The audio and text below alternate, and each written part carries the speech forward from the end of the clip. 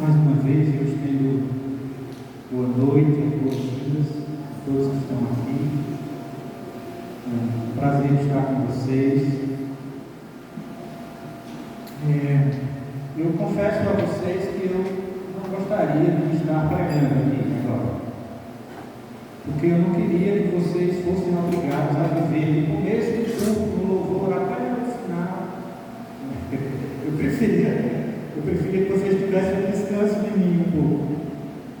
Mas tudo acontece segundo a providência divina, e a providência quis que nós estivéssemos aqui hoje, vocês e eu.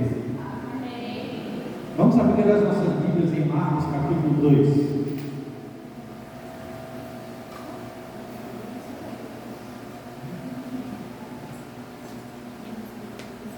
Evangelho segundo Marcos, capítulo 2.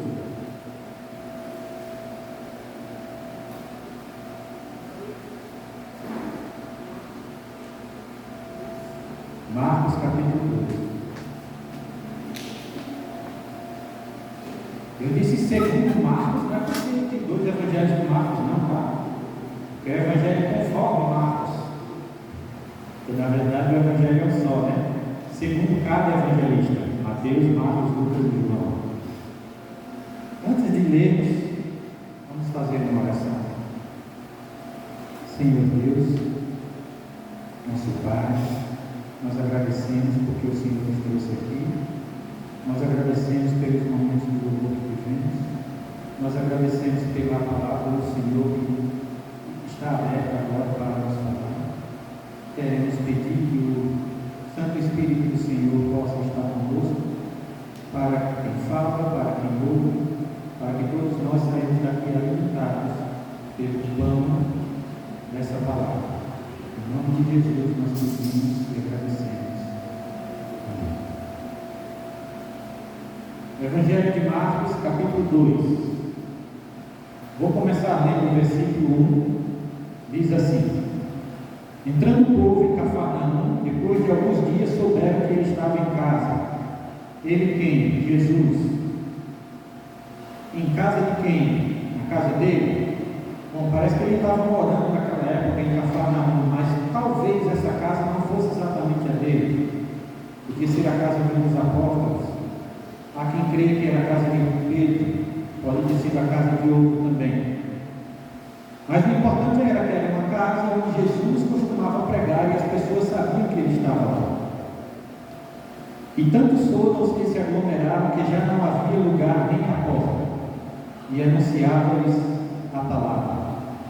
Sim, quando Jesus falava, ele atraía multidões, porque ele era um pregador muito diferente dos fariseus, dos escribas, que falavam palavras muito importantes, que eram as palavras das Escrituras, mas não falavam com autoridade. A Bíblia diz que Jesus, os evangelhos dizem que o povo se retirava de Jesus, porque ele, ao contrário dos escribas e dos fariseus, ele falava com autoridade. O que é autoridade? Jesus falava bravo e as pessoas levavam mais a sério? Não era isso. É que para Jesus aquelas palavras eram vivas, e ele falava palavras que viviam dentro dele. Aliás, palavras que ele mesmo tinha dito a Moisés e aos profetas séculos antes. Ele era a própria palavra. Então ele falava com uma autoridade que nenhuma pessoa era capaz de replicar. Por isso que tudo que ele falava caía tão profundamente no coração das pessoas. E era uma multidão tão grande que não havia lugar nem à porta. As pessoas tinham tomado a sala daquela casa, tinham tomado os quartos, pessoas tinham ficado na porta da entrada, pessoas tinham ficado na janela, pessoas tinham ficado do lado de fora, não cabia mais ninguém, não dava para chegar nem na porta mais. Quem tivesse chegado depois não era capaz de alcançar nem mesmo a entrada da casa. E no verso 4 diz assim, aliás, no versículo 3, vieram trazer um paralítico, transportado por 4 homens. Meus irmãos, Hoje em dia, pessoas que sofrem com deficiências físicas têm muitos recursos para ter uma vida menos comprometida, para ter uma vida menos incapacitada. Mas naquela época não era assim. Naquela época nem cadeira de rodas existia, nem aquela da pessoa empurrar com as próprias mãos. Hoje nós temos uma que a pessoa que depende daquela cadeira controla com um joystick, como se fosse um videogame. Naquela época nem cadeira de rodas de empurrar não tinha, de outra pessoa empurrar não tinha, eles não tinham um jeito de fazer isso. Uma pessoa paralítica, fosse ela paraplégica ou tetraplégica, era uma pessoa incapacitada para a vida. Ela dependia completamente de terceiros para ter o seu sustento, para ir a qualquer lugar. Era o caso daquele paralítico. Mas ele tinha ouvido falar que Jesus curava. E ele queria ir até Jesus. Ele queria muito se aproximar de Jesus. Ele queria ter uma cura, porque ele sabia que aquele homem era capaz de curá-lo. Mas como é que ele chegaria até Jesus? Era impossível para ele, a menos que ele tivesse ajuda. Eu quero falar um pouco dessa ajuda. Eu gostaria muito que nós tivéssemos aqui o poder, como Pedro e João, que disseram para aquele paralítico na entrada do templo: eu não tenho ouro nem prata para te dar, mas o que eu tenho eu te dou. Em nome de Jesus, levanta-te e anda. Infelizmente,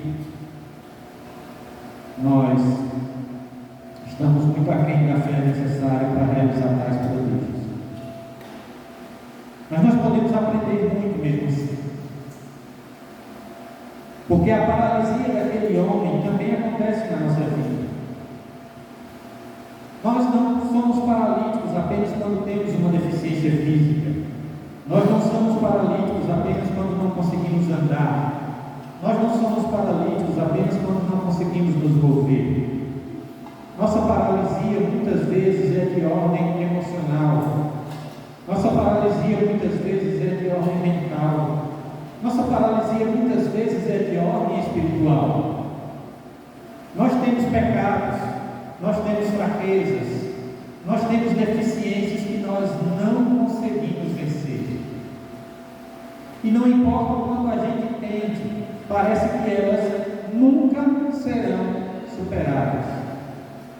Eu não quero entrar nesse assunto hoje, mas um dia talvez eu tenha a oportunidade de contar para vocês algumas deficiências muito graves que eu achava que eu morreria sem ser curado delas. Mas Deus nos cura de qualquer paralisia e de qualquer deficiência. E é a esperança daquele paralítico. E é a esperança de muitos de nós hoje. E é por isso que nós viemos para cá. É por isso que nós vimos para cá, para a igreja. Nós vimos a igreja porque nós queremos ser curados. Queremos ser curados das nossas fraquezas. Queremos ser curados das nossas paralisias. Queremos ser curados do pecado que arruína a nossa vida e nos torna incapazes de alcançar aquele alvo, que é o alvo de sermos abençoados por Deus, a ponto de sermos um exemplo para os outros de vida cristã. E muito dificilmente nós conseguimos alcançar esse alvo. Mas sabe o que é que acontece? Você não precisa buscar a Jesus sozinho. Eu sei que às vezes é difícil vir à igreja. Então, quando um irmão ligar para você dizendo: irmão, irmã, vamos para a igreja, não deixe de ir, não, vamos juntos. Não pense que aquela pessoa está querendo controlar a sua vida, querendo dizer quando é que você deve se aproximar de Deus ou não. Ela está sendo sua amiga. Ela está sendo como aqueles 4 amigos que carregaram aquele paralítico. Elas estão tentando carregar você. ao Mestre. Elas estão tentando ajudar você a chegar mais próximo do Mestre. Não fique sozinho, não busque sozinho, não espere aquele dia em que você vai se sentir em condições de vir à igreja, em condições de ler a Bíblia, em condições de orar. Aproveite que você tem amigos, aproveite que você tem irmãos, aproveite que você tem pessoas dispostas a ajudar a carregar você, se for necessário, e deixe que essas pessoas te carreguem para mais perto de Jesus. Foi para isso que Jesus criou a igreja, para que nós pudéssemos carregar os fardos uns dos outros e às vezes até carregarmos uns aos outros. Continua no versículo 4. E como não pudessem aproximar-se por causa da multidão, abriram o teto à altura do lugar onde eles se encontravam, e tendo feito um buraco, baixaram o leito em que jazia o paralítico. Meus irmãos, a situação era tão difícil que eles não tinham como entrar na casa de jeito nenhum. Não tinha janela, não tinha porta, não tinha nenhum modo pelo qual fosse possível fazer aquele paralítico entrar. Sabe por quê? Porque tinha muita gente. Muita gente. E eu queria também fazer aqui um paralelo, dizer para vocês que às vezes muitas pessoas que estão buscando Jesus, elas estão querendo a mesma salvação que você quer, elas estão querendo o mesmo perdão que você quer, elas estão querendo a mesma cura que você quer, mas elas querem isso tanto, tanto, tanto, que às vezes elas são até egoístas nesse desejo de ser curadas. E ao invés daqueles 4 amigos que estavam ali para ajudar a carregar o paralítico, essas pessoas estarão entre você e Jesus, estarão atrapalhando você, estarão atrapalhando a sua aproximação de Jesus. Quantas vezes eu não fiz isso? Quantas vezes eu já não magoei meu irmão? Quantas vezes eu já não magoei uma irmã? Quantas vezes eu já não magoei os meus familiares? Quantas vezes eu já não julguei uma pessoa que está se aproximando de Jesus, mas que não se comporta do jeito que a gente espera que uma pessoa que busca Jesus se comporte? E nós começamos a julgá-la, nós começamos a comentar, nós começamos a cobrar daquela pessoa uma transformação que ela não é capaz de fazer, porque ela ainda está paralisada, ela precisa de ajuda, ela precisa de quem carregue.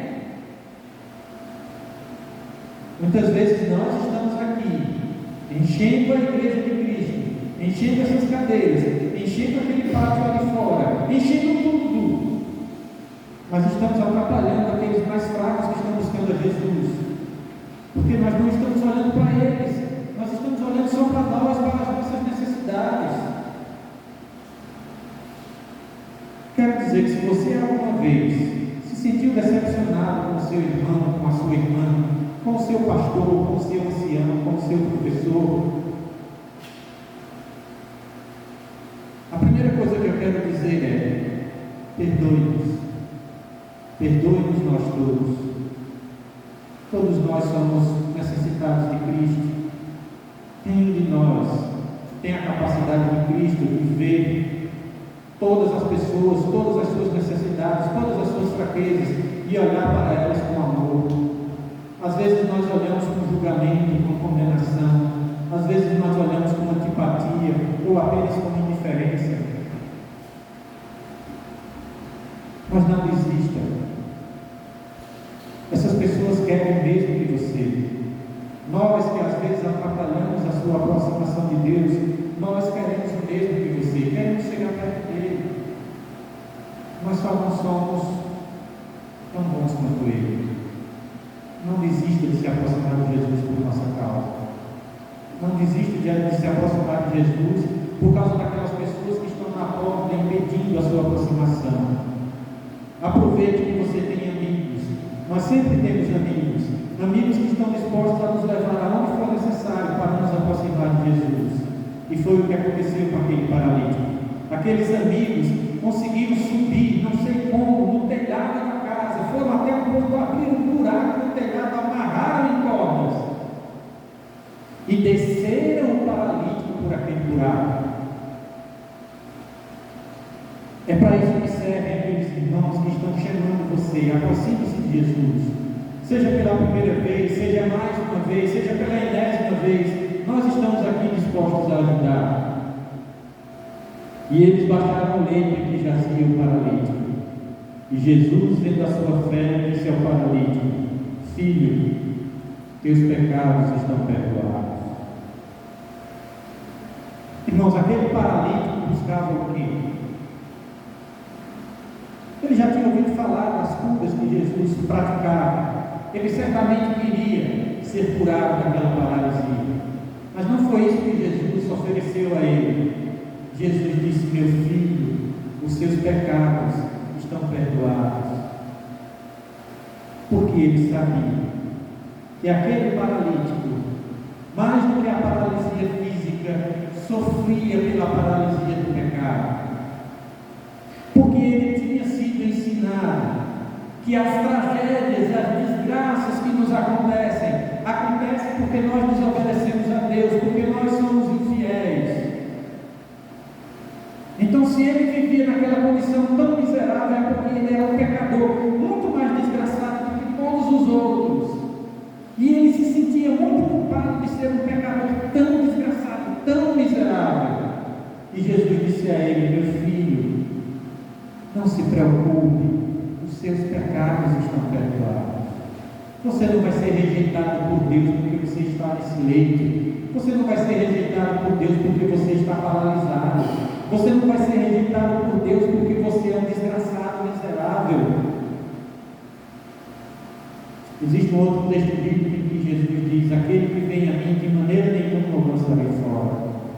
De maneira nenhuma Deus vai lançar você fora porque você está nessa condição. Os seus pecados estão perdoados. Não importa quão longe você tenha ido dos seus pecados, não importa o quanto esses pecados tenham escravizado você, os seus pecados estão perdoados. Vocês devem saber que ali começou uma confusão na mente de alguns. Como assim estão perdoados os pecados desse homem?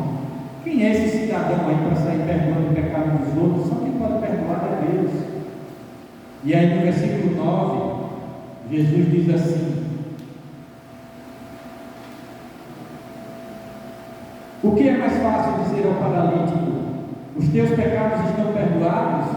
Ou dizer: Levanta-te, toma o teu leito e anda? Pois bem, para que saibais que o Filho do Homem tem o poder de perdoar os pecados na terra, eu te ordeno, disse ele ao paralítico: Levanta-te, toma o teu leito e vai para a tua casa. O paralítico levantou-se e imediatamente, carregando o leito, saiu diante de todos, de sorte que ficaram admirados e glorificaram a Deus, dizendo: Nunca vimos coisa igual. Meus irmãos, eu fico pensando nas pessoas que estavam vendo aquilo. Eles ficavam discutindo: Mas peraí, ele pode, ele tem autoridade para perdoar os pecados? Quem é esse? Jesus disse: Não, tá bom, vocês duvidam que eu tenha essa autoridade.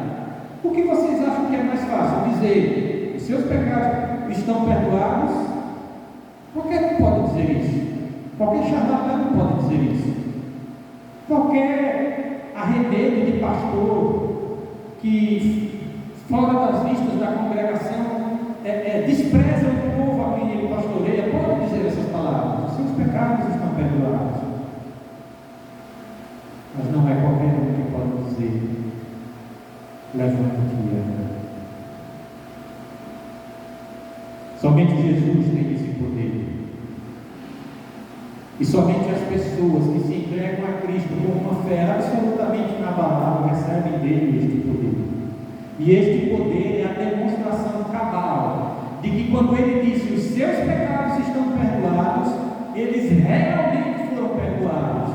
Aquela cura que o paralítico também queria, naquele momento já não era o mais importante, porque aquele paralítico já tinha paz de espírito.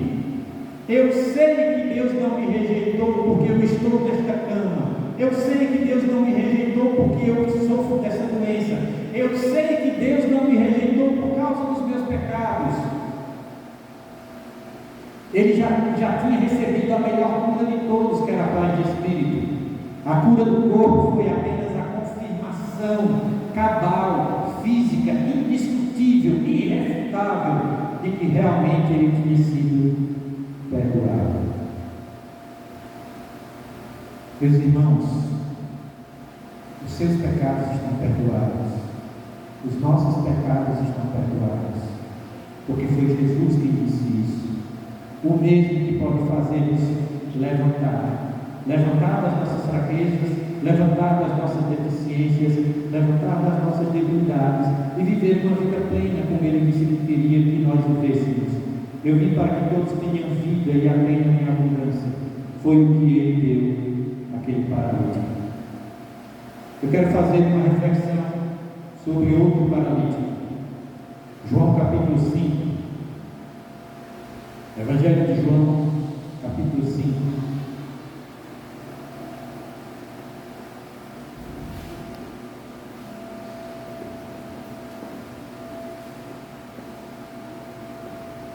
Lá está escrito assim: depois disso, por ocasião de uma festa dos judeus, Jesus subiu a Jerusalém. Existe em Jerusalém, junto à porta das ovelhas, uma piscina, que em hebraico se chama Betzata, com 5 pórticos. Eu sei, vocês conhecem por Betesda. Aqui, cada tradução translitera isso de um modo eventualmente diferente. O que é essa casa chamada Betesda? Betesda significa Casa da Misericórdia. Vocês sabem esses hospitais, que eu saiba todos mantidos pela Igreja Católica, que são chamados de Santa Casa da Misericórdia, Santa Casa da Misericórdia de Santo não sei quem, de Nosso Senhor não sei o que e tal. Era isso esse lugar. Era uma Casa da Misericórdia. Nós adventistas, graças a Deus, também não temos hospitais, não costumamos dar esse nome de Casa da Misericórdia, mas era isso que era esse lugar. Só que esse lugar não era um lugar judaico, não era um lugar da religião judaica. Vários pesquisadores já pesquisaram esse lugar e descobriram que esse lugar foi feito na época da ocupação grega. Os gregos dominaram a Judéia durante alguns séculos e eles construíram muitas coisas, e uma das coisas foi esse tanque. E aparentemente esse lugar era um lugar de cura do deus Esculápio. Asclepio em grego, Esculápio em latim. Então era uma casa pagã, não era uma casa judaica, não era uma casa da religião judaica, era uma casa da religião pagã. Só que os gregos já tinham ido embora fazia séculos também, um século e pouco, um século e meio mais ou menos, os gregos também já tinham ido embora. E o que foi que aconteceu com aquela casa? Ela se tornou uma casa de religião sincrética. O que é uma religião sincrética? É aquela religião que é uma mistura de religiões, às vezes até meio incompatíveis entre si. Por exemplo, aqui no Brasil nós temos muito sincretismo entre o candomblé e o catolicismo, principalmente na Bahia. Isso aqui é uma religião sincrética, uma religião que você adora um Deus e adora outros deuses também, e meio que mistura e fica assim mesmo. Era o que acontecia. Os judeus tinham se acostumado àquele lugar como sendo um lugar de cura. Uns iam buscar cura por causa do Deus Asclepio, outros iam buscar cura por causa de Deus, do Deus de Israel. Pelo menos é o que se levantou dos estudos que já se fizeram a respeito desse lugar. E não se enganem, tá? Esse tanque de Betesda não era um tanquezinho, não, era uma piscina gigantesca que tinha 11 metros de profundidade. A água que brotava dali não vinha ela brotava do solo. Era uma água que vinha da profundidade da terra, era um minador de água. E eles fizeram um tanque ao redor daquilo ali. E de vez em quando, provavelmente, a água minava com mais força, e por isso ela era agitada. E as pessoas acreditavam que aquilo era um anjo de Deus. E elas corriam desesperadas para entrar na água, porque achavam que quem entrasse primeiro receberia a cura. Então, por aí você imagina a quantidade de gente que ficava ali esperando a água ser agitada. E quando acontecia, era uma correria. Quem tinha entrado primeiro? Ninguém sabia. Porque entrava um monte de gente de uma vez, e naquele tempo não tinha aquela coisa que tem nas Olimpíadas, né? Photoshop, lembra? Quando os corredores vão lá, correm tão rápido que parece que chegaram ao mesmo tempo. Aí precisa de uma foto, aí na foto aí vê que o dedão do pé, a pontinha do dedão do pé está na frente da pontinha do dedão do pé do outro, então aquele chegou primeiro. Naquela época não tinha quem soubesse. E então ficava por conta da crença de cada um, se tinha sido curado, se não tinha sido curado, se tinha sido primeiro, se não tinha sido primeiro. Então era uma situação, era uma casa de misericórdia, mas também era uma casa de bastante sofrimento. Versículo 3: sob esses pórticos, deitados pelo chão, numerosos doentes, cegos, coxos e paralíticos ficavam esperando a borbulhar da água, porque o anjo do Senhor se lavava. Isso é uma tradução impressionante para mim, mas existe isso. O anjo do Senhor se lavava e de vez em quando na piscina e agitava a água. Os melhores estudiosos dizem que acreditam que isso era uma crendice, tá? Não uma coisa que de fato acontecia, era uma crendice das pessoas. De vez em quando a piscina se agitava e agitava a água. O primeiro então que aí entrasse, depois que a água fosse agitada, ficava curado, qualquer que fosse a doença. Encontrava-se aí um homem doente, havia 38 anos. Jesus, vendo-o deitado, sabendo que já estava assim havia muito tempo, perguntou: queres ficar curado? Respondeu-lhe o enfermo: Senhor, não tenho quem me jogue na piscina quando a água é agitada. Ao chegar, outro já desceu antes de mim. Meus irmãos, a situação desse paralítico era muitíssimo pior do que a situação daquele paralítico de Marcos. Aquele paralítico de Marcos tinha amigos que acreditavam em Jesus e que estavam dispostos a ajudá-lo a alcançar Jesus. Mas este paralítico do tanque de Betesda, ele não tinha ninguém. Ele estava paralítico havia 38 anos, provavelmente já era um idoso. E você imagina aquele monte de gente ao redor, quando a água se agitava, todo mundo saía correndo. E ele lá estirado no chão, certamente já tinha sido pisoteado muitas vezes. Não havia ninguém para ajudar aquele homem. E por isso que Jesus foi até ele. E é isso que eu quero dizer a você essa noite. Às vezes você não vai ter ninguém para trazer você a Jesus. Às vezes você não vai ter amigos, às vezes você não vai ter familiares, às vezes você não vai ter irmãos, às vezes você vai estar absolutamente sozinho. Não perca as suas esperanças, porque Jesus vai até você. Jesus não vai deixar você sozinho. Jesus não vai deixar você abandonado. Jesus não vai deixar você desamparado. Se não tem ninguém para ajudar você a se aproximar de Jesus, Jesus vai até você. De que modo? Não sei, mas pela providência dele, ele vai fazer isso.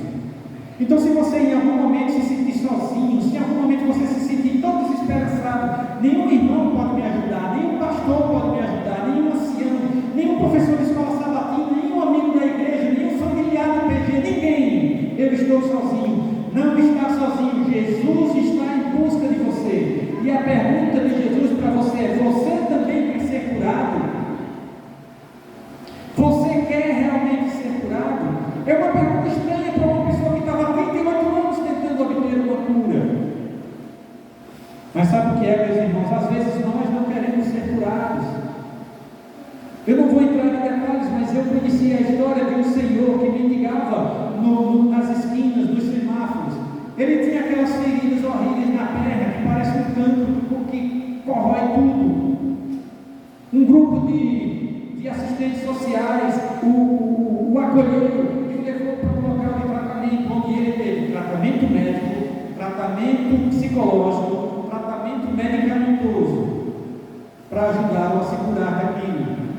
E ele foi melhorando, e melhorando, e melhorando, e melhorando.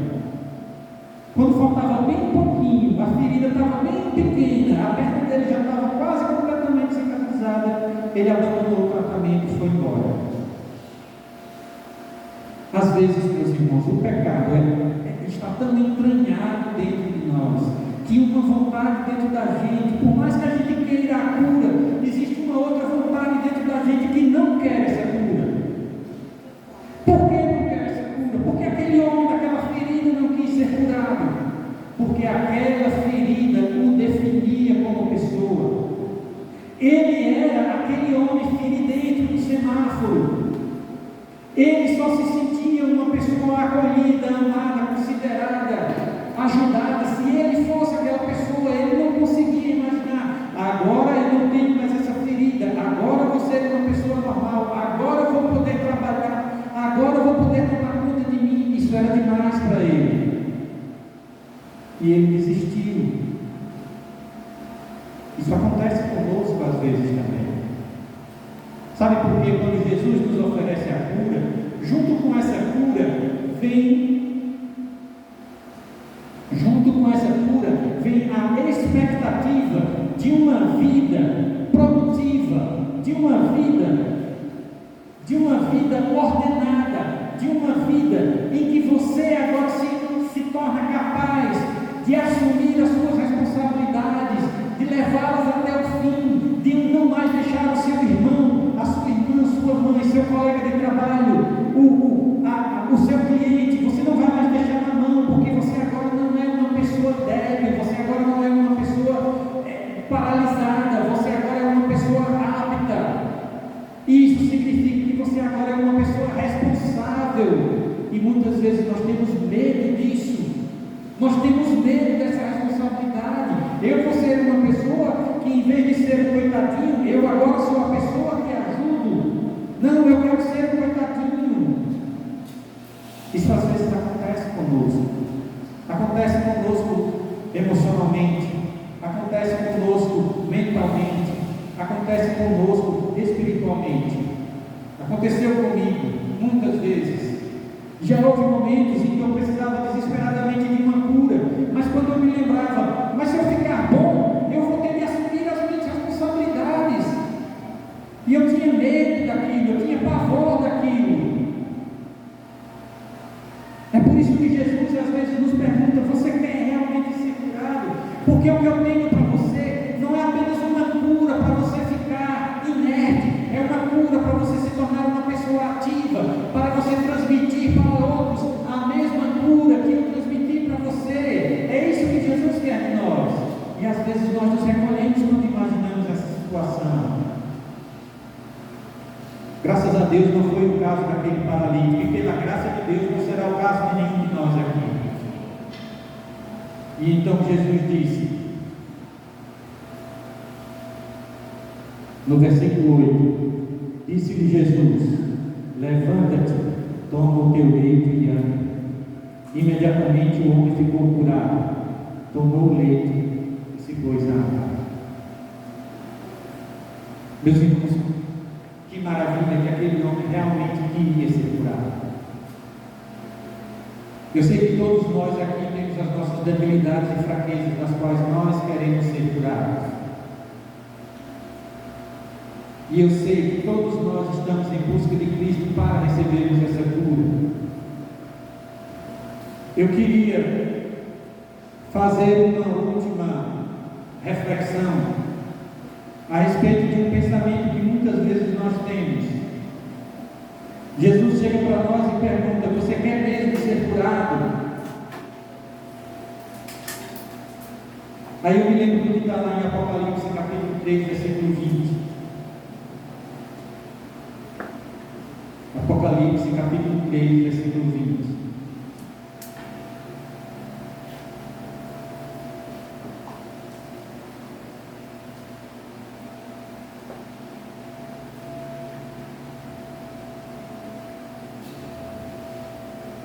Lá diz assim: eis que estou à porta e bato. Se alguém ouvir a minha voz e abrir a porta, entrarei em sua casa e cearei com ele, e ele comigo. Esse texto é muito famoso. Nós o repetimos muitas vezes. E nós tiramos dele uma lição muito bonita. Que lição é essa? Jesus é educado. Ele bate a porta.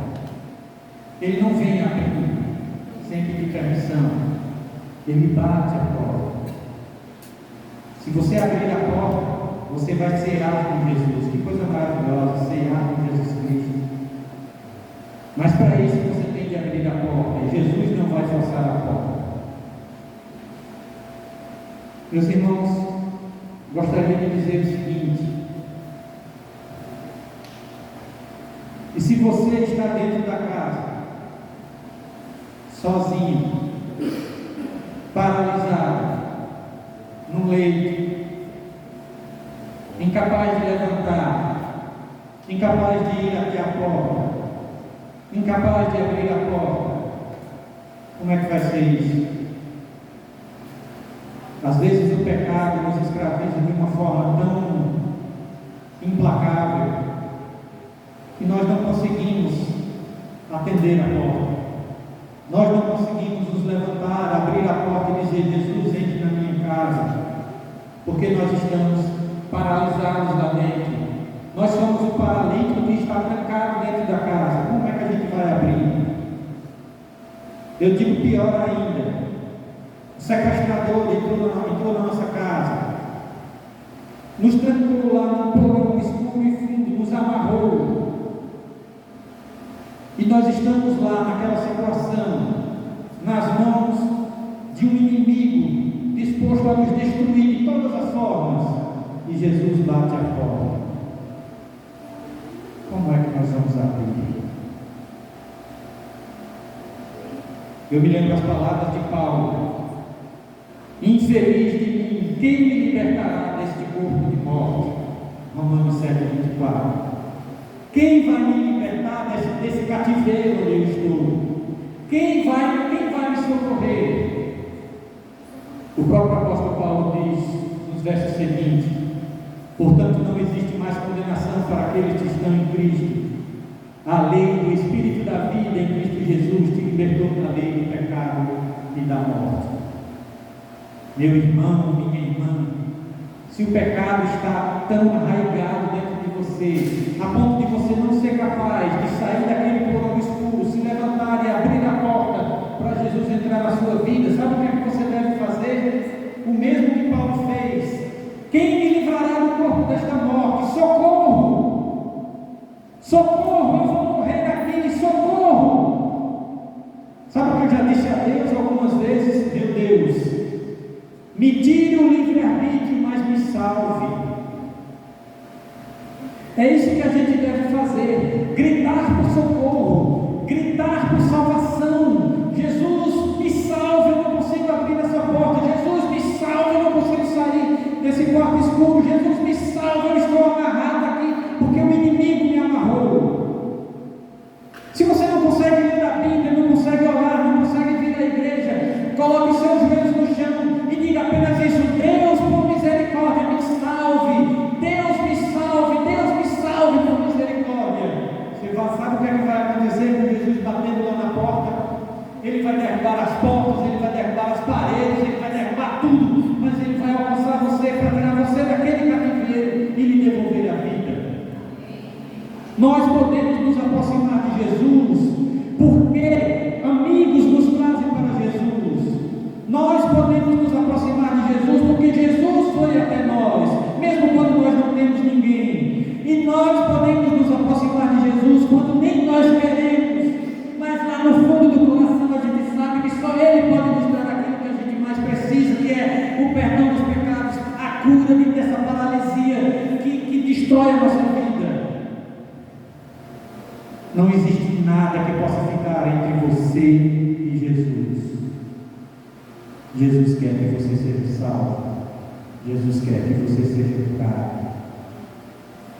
E se houver um fiapo de desejo em você de ser curado assim também, não existe barreira neste mundo capaz de evitar que Jesus salve você. Amém.